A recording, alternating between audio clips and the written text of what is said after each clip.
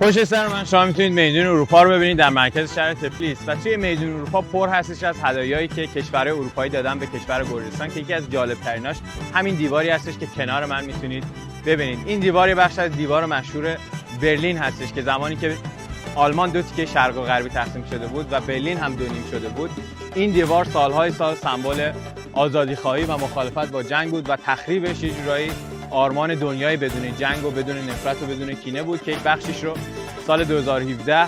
در واقع آلمان هدیه داد به رئیس جمهور گرجستان زمانی که سفر داشت اونجا و رئیس جمهور گرجستان و شهرداری تفلیس هم بعد تصمیم گرفتش که اینجا توی میدونی که اسمش اروپا هستش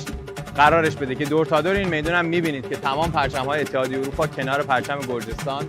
دیده میشه. این میدون پر از هدایای دیگه اروپایی که چند تا دیگه از مهماش رو هم با هم میبینیم در ادامه.